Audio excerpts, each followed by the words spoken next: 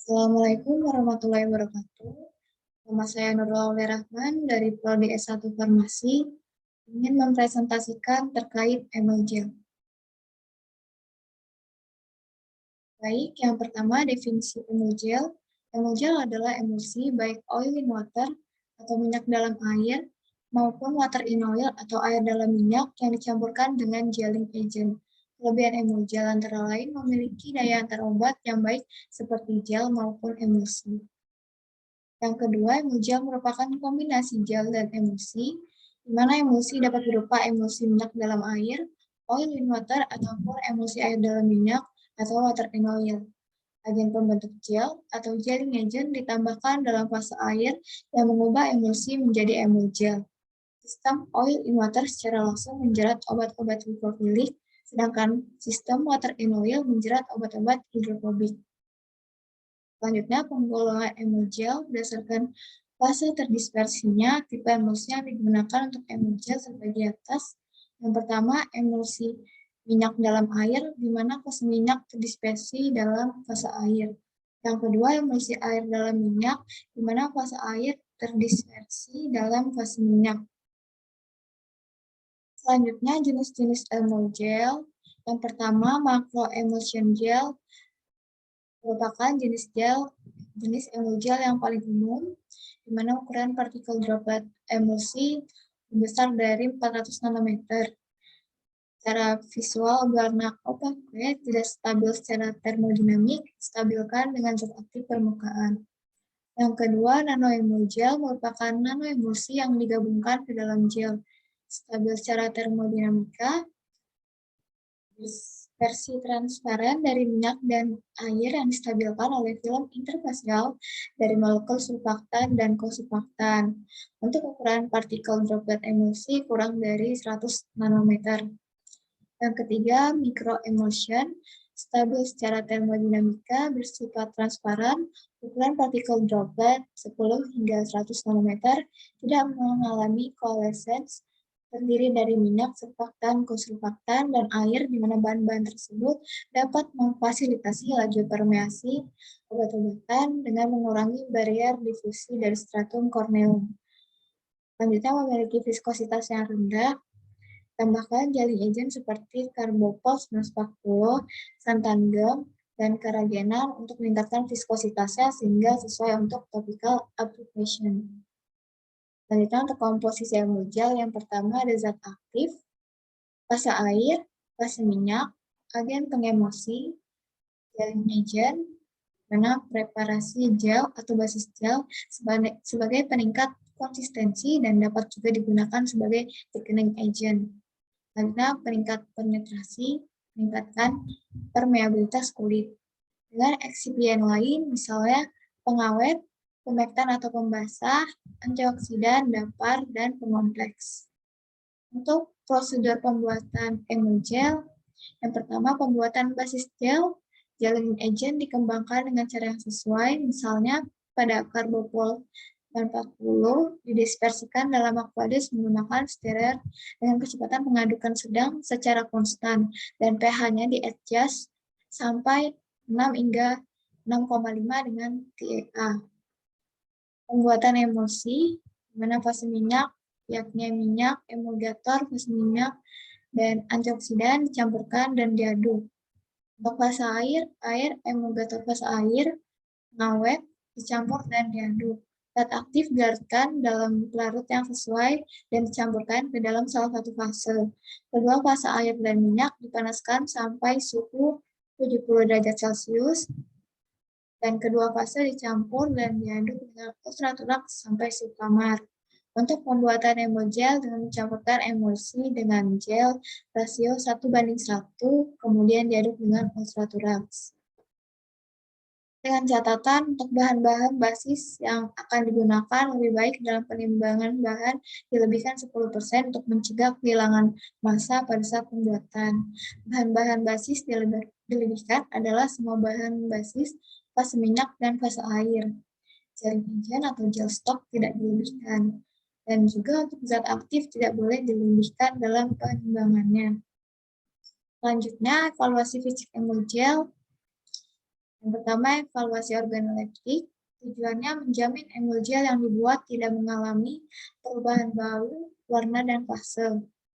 Prinsipnya mengamati perubahan penampilan emulgel dari segi bau, warna, pemisahan fase, dan pecahnya emulsi secara makroskopis. Bahwa konsistensi atau viskositas tujuannya menjamin kemudahan penggunaan atau pengolesan sediaan. Prinsipnya sediaan semi-solid termasuk sistem non-Newton, jadi di mana konsistensinya diukur dengan viskometer Brockfield Helipad Stand. Pengukuran konsistensi emulgel dilakukan pada sulfamar dengan menggunakan viskometer tersebut yang memakai spindle pada kecepatan RPM tertentu. Selanjutnya, homogenitas tujuannya menjamin distribusi bahan aktif yang homogen. Prinsipnya, jika dioleskan pada sudut piring kaca atau bahan transparan lain, yang cocok harus menunjukkan susunan yang homogen. Selanjutnya, penentuan tipe emulsi tujuannya mengetahui kesesuaian tipe emulsi yang dibuat dengan tipe emulsi yang telah diformulasikan sebelumnya dengan melihat kemungkinan terjadinya inversi fase. Prinsipnya pertama, menguji kelarutan zat warna. Kelarutan zat warna yang larut dalam air, misalnya metilen dulu dalam salah satu fase emulsi. Yang kedua, uji pengenceran. Ini campuran atau kelarutan dengan pelarut air. Selanjutnya, distribusi ukuran partikel. Tujuannya menentukan distribusi ukuran partikel. Prinsipnya, perubahan reflektan pada panjang gelombang, di mana fase dalam warna mengabsorpsi sebagian cahaya yang masuk. Ternyata berbanding terbalik dengan suatu kekuatan dari diameter partikel. Prosedurnya, sebarkan sejumlah gel yang membentuk lapisan tipis di selada mikroskop dan lihat di bawah mikroskop. Selanjutnya, uji kebocoran tujuannya memeriksa keutuhan kemasan untuk menjaga sterilitas. Untuk sediaan yang harus steril dan volume serta kestabilan sediaan. Prinsipnya 10 sediaan dibersihkan dan dikeringkan baik-baik dengan bagian luarnya dengan kain penyerap, lalu diletakkan secara horizontal di atas kain penyerap di dalam oven dengan suhu diatur pada 60 derajat Celcius selama 8 jam. Selanjutnya, uji stabilitas. Tujuannya mengetahui stabilitas sediaan. Prinsipnya dilakukan uji dipercepat dengan yang pertama, agitasi atau sentrifugasi. Sediaan disentrifugasi dengan kecepatan tinggi sekitar 30.000 rpm, diamati apakah terjadi syneresis, pemisahan fase atau tidak. Yang kedua, manipulasi suhu sampel dioleskan pada kaca objek dan dipanaskan pada suhu 30, 40, 50, 60, dan 70 derajat Celcius. Amati dengan bantuan indikator, di mana mulai suhu berapa terjadi pemisahan. Makin tinggi suhu, maka makin stabil. Selanjutnya, isi minimum. Untuk mengetahui kesesuaian bobot dari isi terhadap bobot yang tertera pada etiket. Prinsipnya selisih antara penimbangan bobot wadah berisi sediaan dengan bobot wadah kosong merupakan bobot bersih isi wadah. Selanjutnya, penetapan pH. Tujuannya mengetahui pH suatu bahan atau sediaan dan untuk mengetahui kesesuaiannya dengan persyaratan yang telah ditentukan. Prinsipnya, pengukuran pH menggunakan pH meter yang telah dikalibrasi. Selanjutnya, uji pelepasan bahan aktif dari sediaan. Tujuannya mengukur kecepatan pelepasan bahan aktif dari sediaan. Prinsip mengukur kecepatan pelepasan bahan aktif dari sediaan gel dengan cara mengukur konsentrasi zat aktif dalam cairan penerima pada waktu-waktu tertentu. Selanjutnya, uji difusi bahan aktif dari sediaan gel secara in vitro. Tujuannya mengetahui laju difusi bahan aktif. Prinsipnya memperkirakan jumlah obat yang dapat melewati membran biologis dengan menggunakan sel difusi yang memisahkan kompartemen reseptor atau buffer pH tertentu dan donor membran yang diolesi gel. Membran yang digunakan dapat berupa membran selulosa ataupun kulit tikus.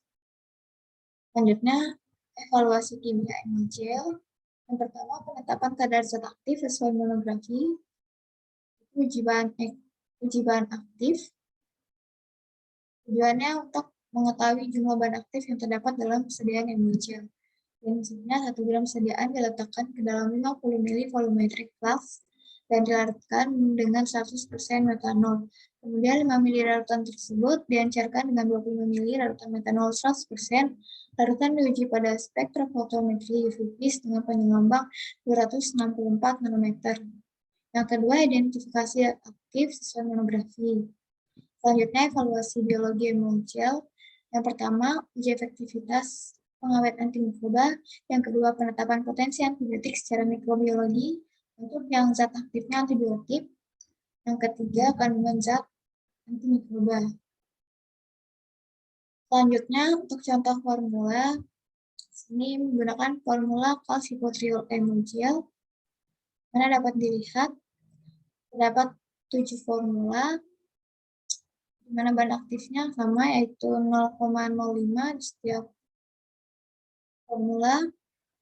Dan untuk bahan lainnya ada karbopol, kolikrim 3C, kolipor CS, liquid parafin, propilen glikol, PLG, IPA, strong ammonia, fragrance, dan water. Untuk prosedur pembuatan calcipotriol emulgel, yang pertama, basis gel dibuat dengan menambahkan karbopol ke dalam gelas kimia yang berisi air murni yang sebelumnya dipanaskan hingga 75 derajat Celcius. Dalam gelas lain, propilen glikol diambil dan obat ditambahkan ke dalamnya dan diaduk hingga obat benar-benar larut. Untuk jumlah PEG yang diperlukan juga ditambahkan. Obat yang dilarutkan dalam propilen glikol ditambahkan ke dasar gel karbopol dan diaduk terus-menerus selama 20 menit dengan magnetic stirrer pada 800 rpm sampai terbentuk campuran homogen tanpa gumpalan. Semua bahan berminyak, kolikrim gasi, kolipor CS20, dan liquid parafin dimasukkan ke dalam gelas kimia lain dan dipanaskan pada suhu 75 derajat Celcius. Kemudian fase minyak ditambahkan ke fase air dengan pengadukan terus-menerus sampai 2 jam. Gel didiamkan hingga mencapai suhu 25 derajat Celcius, dan pada suhu ini isopropil alkohol ditambahkan. Kemudian amonia kuat ditambahkan untuk mengatur pH menjadi 7,16. Kemudian English Lavender Fragrance tambahkan dan dicampur terus-menerus selama 10 menit. Untuk kolikrim 3C dan kolipor CS20 digunakan sebagai pengemulsi. Kolikrim 3C juga berfungsi sebagai emulien, propilen glikol dan PEG sebagai peningkat permeasi. Pada formula 6 dan formula 7 digunakan propilen glikol dan PEG. Yang keduanya pada konsentrasi 5%, sedangkan formula 7 hanya memiliki PG sebagai penambah permeasi.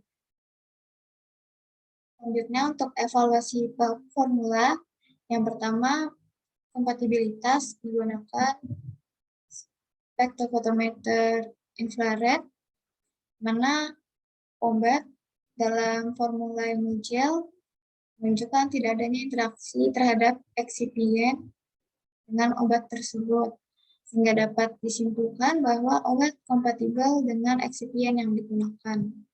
Yang kedua, fotomikroskopi. Di sini formula emulgel memiliki konsistensi yang baik, di mana dapat dilihat pada gambar berikut yang menunjukkan adanya globus sferis yang menandakan terbentuknya emulsi dalam basis gel. Dan ini menunjukkan keberhasilan metode dalam pembuatan emulgel. Selanjutnya untuk parameter fisik. Pada formula 1 dan formula 2 lebih cair dikarenakan konsentrasi karbopol yang rendah. Sedangkan pada formula 4 memiliki konsistensi yang tebal dan warna putih dikarenakan tingginya konsentrasi karbopol. Untuk Formula 3, Formula 5, Formula 6, dan Formula 7, di mana memiliki konsentrasi karbopol yang serupa, menunjukkan warna white creamy, dan untuk di setiap formula tidak terjadi adanya pemisahan fase. Selanjutnya untuk ukuran globul rata-rata menunjukkan pada tabel berikut, di mana bervariasi antara 10 hingga 15 mikrometer. Selanjutnya untuk kandungan obat dan evaluasi pH, di mana kandungan obat termasuk dalam kategori yang ditentukan, yaitu antara 95 hingga 105%. Dan untuk pH di formulasi berkisar antara 6,82 hingga 7,10. Selanjutnya, untuk viskositas, mana pada formula 1 dan formula 2 memiliki viskositas yang rendah karena kan konsentrasi karbopol yang sedikit. Pada formula 4 menunjukkan viskositas yang tinggi karena kan konsentrasi karbopol yang sangat tinggi. Pada formula 5 dan formula 3 yang dengan adanya konsentrasi emolien, di mana pada formula 5 yang memiliki konsentrasi emolien yang lebih tinggi daripada formula 3 yang memiliki viskositas yang lebih tinggi. Pada formula 7, nilai viskositasnya lebih tinggi dibandingkan formula 6, dikarenakan adanya konsentrasi isopropil alkohol pada formula 6 dan ditunjukkan pada gambar berikut. Dengan adanya peningkatan geser, viskositas menurun di semua formulasi. Selanjutnya untuk isotropi, di mana area log yang ada di antara kurva aliran naik dan kurva aliran turun itu menunjukkan ukuran kerusakan tisotropik. Pada formula 4 dan formula 7, di mana terdapat area yang lebih besar, sehingga menunjukkan adanya kerusakan struktural. Sedangkan pada tiksotropi, formula 3, formula 5, dan formula 6 itu lebih rendah yang dibuktikan dengan kedekatan kurva. Dan pada reogram tersebut, di semua formulasi menunjukkan aliran pseudoplastis.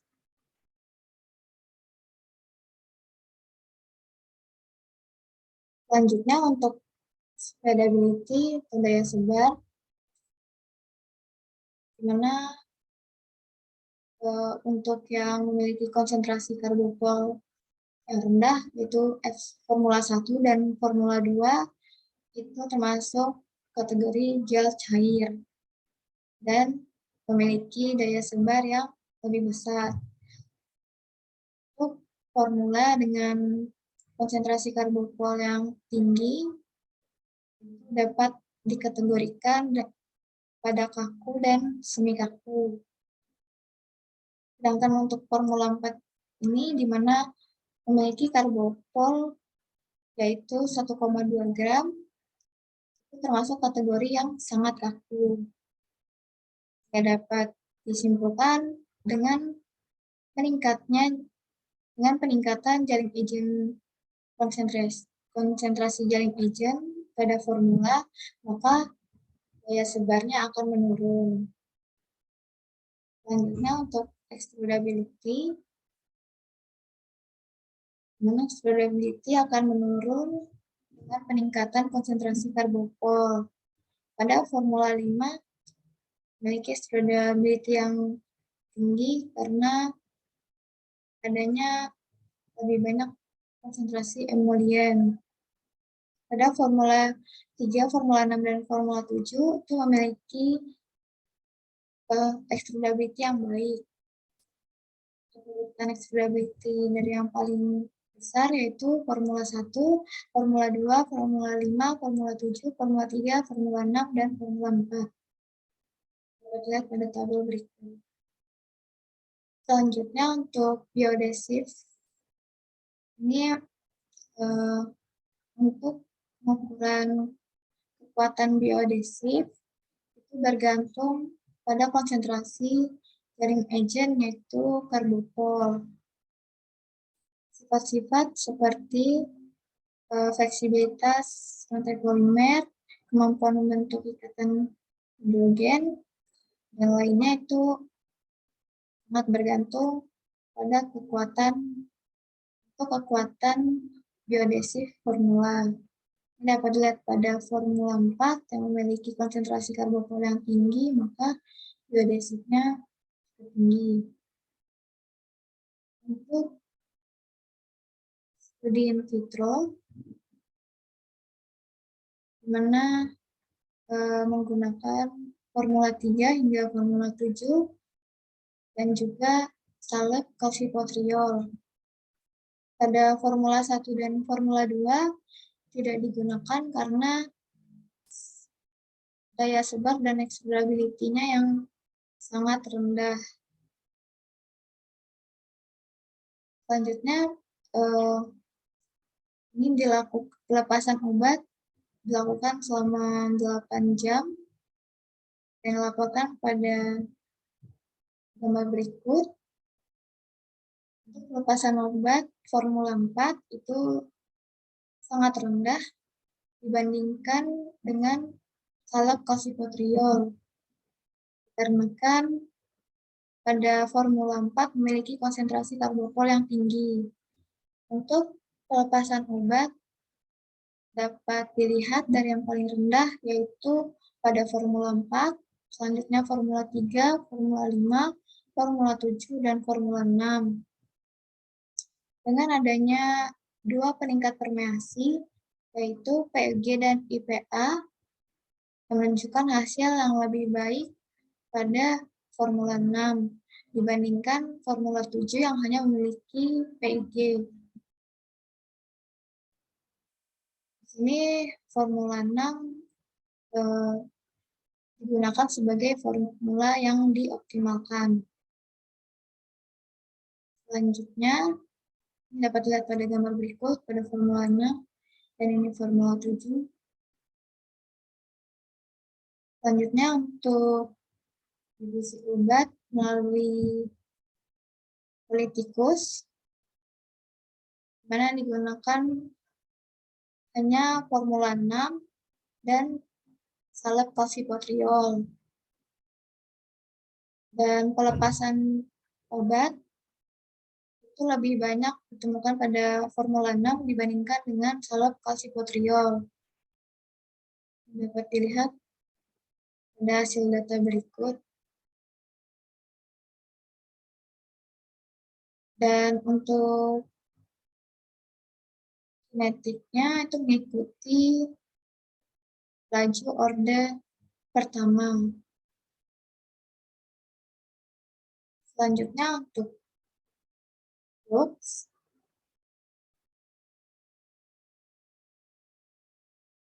dengan mengukur zat yang akan mengalir melalui area yang kecil selama waktu yang sedikit. Dan ini pada formula 6 yang melalui membran dialisis dan kulit itu memiliki kemampuan yang sangat tinggi dibandingkan salep calcipotriol. Dan ini dikarenakan obat di dalam basis emul gel dan penggunaan PMG sebagai peningkat formasi, meningkatkan respon dalam peningkatan flux. Selanjutnya untuk tes iritasi kulit, di mana ditujukan pada babi Guinea, dan dapat dilihat pada tabel berikut. Untuk di 4 kelompok ini menunjukkan nilai 0 dan tidak adanya tanda-tanda iritasi kulit. Untuk selanjutnya yaitu stabilitas. Ini digunakan pada Formula 6 yang merupakan formula yang dioptimalkan. Di sini memakai 2 kondisi. Yang pertama ini dan yang kedua ini untuk selama 3 bulan. Dan hasilnya tidak ada pemisahan fase yang terjadi dan kandungan obat juga tetap, sedangkan untuk nilai viscosity-nya tetap identik dengan formula awal. Dan untuk kedua eksperimen tersebut, pelepasan obat melalui membran dialisis menunjukkan 80,25% dan 75,12% untuk bulan ketiga. Terima kasih. Sekian presentasi dari saya. Kurang lebihnya mohon maaf. Wassalamualaikum warahmatullahi wabarakatuh.